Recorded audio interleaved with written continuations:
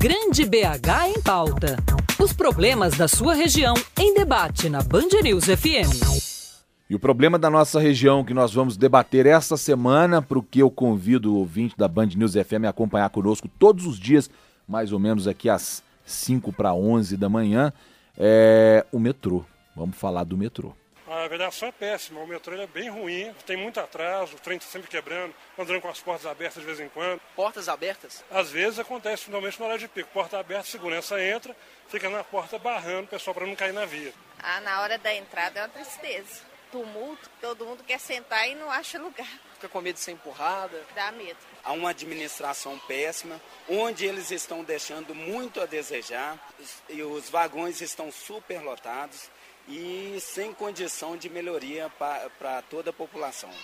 Eu maneirei muito para pegar o metrô por isso, porque você vai pegar, tem um encosta no você não gosta, aí fica chato, briga, né? Passageiro demais, a pé, em pé, quando entra de greve aí, você vê que passa, né, muitas pessoas. O repórter Júlio Vieira foi às ruas da capital saber das pessoas o que elas acham do metrô da cidade. Traz pra gente um perfil da atual situação do problema, do sistema, melhor dizendo, e como ele deve ficar futuramente depois dessas ampliações prometidas.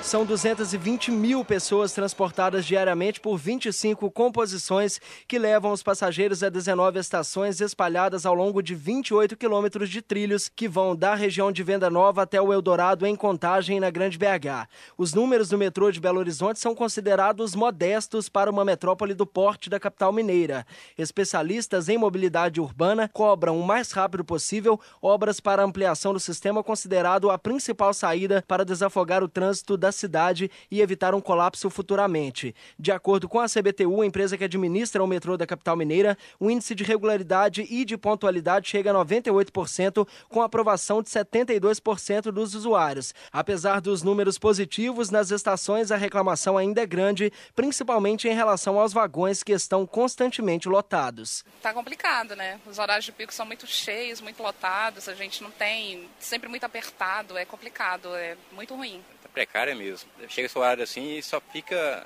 cheio, tanto para onde mora, e demora 20 minutos. E é para ser 15 minutos, demora 20 minutos. É complicado, porque agora mesmo estava lotado. Tiveram que me dar licença, estava nem dando para respirar direito. Mas é lotado toda hora, toda vez que passa é lotado, tudo cheio. Fica um segurando o outro, né? Diante de tanta gente. Já passou, por exemplo, da estação que você ia descer porque não conseguiu descer porque tinha muita gente? Já aconteceu isso. A solução para os problemas também está na ponta da língua dos usuários do metrô da capital. Mais linhas, transporte, mais horários, tem muita gente indo em pé. Mais linha, né? Melhorar, não só o metrô, mas o transporte público em termos geral, você está entendendo? Coletivo.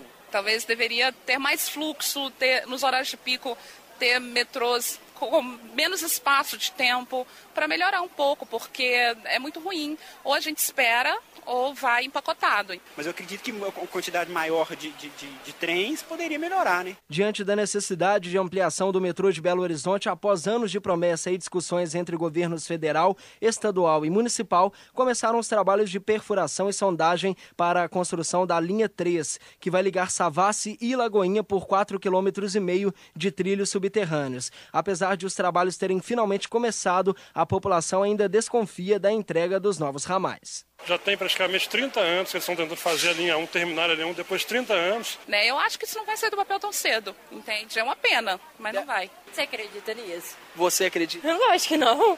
Nem Papai Noel existe, meu filho. De que se dobrar as pernas, a gente pode acreditar, né? Mas com os políticos de hoje está ficando difícil. Aí vai depender deles, né? A gente não tem como afirmar. Para as obras de criação do ramal Savassi-Lagoinha, da linha 2, que ligará o Barreiro ao Calafate, e da modernização da única linha que funciona atualmente na cidade, serão investidos 2 bilhões e 900 milhões de reais adquiridos por meio do PAC da Mobilidade, financiamentos junto ao BNDES e verbas dos governos estadual e municipal. O edital de contratação da empresa responsável pelo projeto será lançado esta semana e a empreiteira encarregada pela obra será escolhida até o fim do ano. Ao término término das obras de modernização e ampliação, que ainda não tem data prevista, o metrô de Belo Horizonte terá mais 15 novos quilômetros, que somados aos atuais 28, irão chegar a 43 no total. A capacidade de transporte de passageiros vai saltar de 220 mil para 950 mil por dia, segundo a CETOP, Secretaria de Estado de Transportes e Obras Públicas. De Belo Horizonte, Júlio Vieira. Pois é, para abrir esse ciclo de debates aqui na Band News FM durante essa semana, em que vamos discutir a situação do metrô da capital e, evidentemente, por tabela, vamos discutir também a situação do transporte público, mais uma vez, nós vamos conversar agora com o presidente do CREA, o Conselho Regional de Engenharia de Minas, Jobson Andrade. Jobson, bom dia. Bom dia, Luiz. Bom dia a todos os ouvintes da Band News. Jobson, o CREA faz hoje, à tarde, um debate com técnicos e especialistas do setor, uma série, na verdade, abrindo uma série de workshops e trabalhos para tentar discutir essa questão multimodal, que é a integração dos vários meios de transporte público e, evidentemente, o metrô estará entre essas discussões, dentro desses debates do CREA. Em que o CREA pode contribuir para que essa situação, além de sair do papel, né, essa ideia de linha 2, linha 3, linha 4, linha 5, então, que isso seja realmente eficaz e efetivo para a população? Veja bem, Luiz, na verdade é o segundo workshop de um programa que lançamos com esse estreito objetivo de contribuir com a população de Belo Horizonte. Nós, engenheiros, que temos uma visão técnica, né? Apesar de a gente perceber as coisas do dia a dia, o nosso olhar ele é sempre técnico. Chegamos à conclusão que precisamos contribuir um pouco mais com isso. Então, fizemos um programa chamado Câmara Temática, e que tem assuntos específicos. Essa primeira Câmara Temática trata da mobilidade em Belo Horizonte. E aí são vários workshops, já fizemos um primeiro, onde a Agência Metropolitana apresentou um projeto que vem desenvolvendo com muita propriedade, que tem, na realidade, como objetivo reativar os trens, né, intermunicipais aqui metropolitanos, que é uma modal também interessante. E hoje escutaremos aqui a CBTU em todos os seus acúmulos, projetos, né, e construções que ela vem fazendo na sua história. O que nós queremos aqui com isso? Nós queremos, ao final, né, desses 6 meses de um seminário internacional em dezembro, reunir os técnicos de toda a cadeia produtiva da mobilidade. Aqueles que projetam, aqueles que constroem, as construtoras, aquelas que fabricam material rodante, linhas de ferro, para entender a metrópole enquanto deslocamento de pessoas, seus eixos de crescimento, e oferecer para a sociedade e também para os políticos, para os níveis governamentais, diretrizes em um plano A e no máximo um plano B, onde nós vamos dizer claramente, de forma consubstanciada, e explicar o porquê. Como nós, em 5, 10, 15, 20 anos, podemos resolver o problema da mobilidade integrando as várias modais que são necessárias numa cidade desse tamanho. O transporte sobre trilhos, o trem metropolitano, os ônibus, os BRTs, ou seja, as diversas formas de transporte que nós temos aqui. Nós vamos apresentar um plano de diretriz. Por isso que estamos reunindo hoje. Hoje, aqui no CREA, teremos 140 profissionais de engenharia de diversas associações, entidades, empresas, universidades, discutindo, no caso de hoje, o metrô, especificamente de Belo Horizonte, inclusive a linha que você acabou de relatar, que está nos planos de projeto de construção, a linha que traz até a Savassi.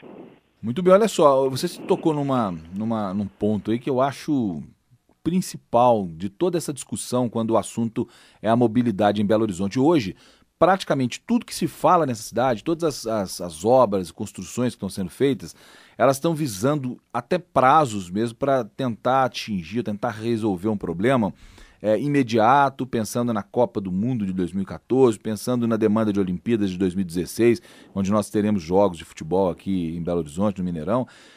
Mas o legado que vai ficar para a cidade disso tudo, de todas essas obras, todos esses sistemas e alternativas que estão sendo propostas, esse legado talvez seja muito mais importante do que a própria obra imediata, né? Então a discussão ela sempre tem que passar, Jobson, pelo que vai ficar para a cidade depois desse período principal de demandas imediatos que a gente vai ter aí.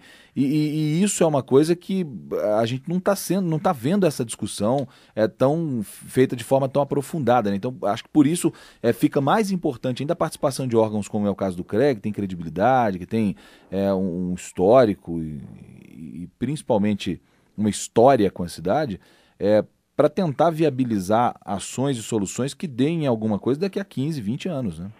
É verdade. Olha, a base de tudo isso é que para que a gente faça o investimento que vem dos impostos, fruto do nosso trabalho, nós temos que pensar antes de fazer. Nós temos que planejar, termos uma estratégia e seguirmos essa estratégia. Eu me lembro quando era criança ainda, que as pessoas reclamavam muito dos investimentos que o país fez naquela época, com a construção de Brasília, com a construção da ponte Rio-Niterói, com a construção da usina de Itaipu. 40 anos se passaram, 50 anos se passaram e essas já são obras pequenas que já não atendem mais. E naquela época elas foram projetadas e construídas visando um futuro. Da mesma forma hoje, nós temos essa oportunidade que é a Copa do Mundo, né? Que eu vejo que ela ainda é pequena em relação a tanta demanda. Um país que a todo momento coloca na classe média mais pessoas e que com mais capacidade de consumir, né? Com mais capacidade de girar a economia, mas também de gerar lixo, de gerar resíduos e ter necessidade de transporte, ou seja, ter acesso. Então, nós temos que pensar que nossas soluções agora exigem grandes investimentos, novamente, grandes obras. Esses legados da Copa do Mundo aqui são extremamente importantes. Porém, podemos afirmar que de longe não são suficientes se a gente pensar Belo Horizonte em 20 anos nessa perspectiva de crescimento e de enriquecimento da população. Claro. E a expectativa nesse caso é sempre a de que apareça alguma solução mágica, que não vai aparecer, né? Se não tiver um conhecimento técnico por trás disso, mágica não vai resolver o problema. Não existe mágica, mas existe solução. A engenharia está aqui para isso. Nós vamos até a Lua, né? Esse não é o problema. Só que nós não podemos ficar tendo soluções isoladas. Soluções que pensam uma rua, que pensam uma avenida, que pensam um viaduto aqui, outro lá. Não. Nós temos que ter soluções que imaginem o macro dos acontecimentos, né? Nós temos que entender. Belo Horizonte hoje é uma cidade que a indústria cresce no vetor oeste, cresce para Contagem, cresce para Betim. A todo momento novas indústrias são instaladas lá. Isso força o movimento cotidiano de pessoas. Aí nós temos a 381 e nós temos a Via Expressa já totalmente saturada. Então, não é difícil pensar que é necessário outros meios e modais de transporte para aquela região, porque é um desenvolvimento. Outra coisa, para o vetor norte, com os investimentos do Estado nesses últimos anos e o aeroporto industrial de Confins, isso força também uma nova movimentação, não é? Nós temos que pensar que antes de criarmos outras áreas, condomínios, outras cidades fora de Belo Horizonte, nós temos várias outras áreas, bairros, zonas degradadas que precisam, por operação urbana, ser reconstruídas, ser reformadas, ser revitalizadas dentro da própria cidade. E tudo isso vai impactando os serviços públicos e principalmente a mobilidade. Então, em cima dessas considerações, nós temos que imaginar como serão as avenidas do futuro, como serão os túneis, como serão os metrôs, quais são as soluções que nós vamos ter que integrar e construir para que a gente tenha uma vida feliz numa cidade do tamanho de Belo Horizonte. Muito bem, Jobson Andrade é presidente do Conselho Regional de Engenharia de Minas Gerais. Mais uma vez, obrigado por participar desse primeiro dia do nosso Grande BH em Pauta. A gente continua discutindo ao longo da semana. Convido você também, Jobson, a acompanhar conosco aqui. Se tiver alguma coisa a acrescentar, estaremos à disposição. Viu? Muito obrigado, bom dia para você. Eu que agradeço, Luiz, e a todos os ouvintes também.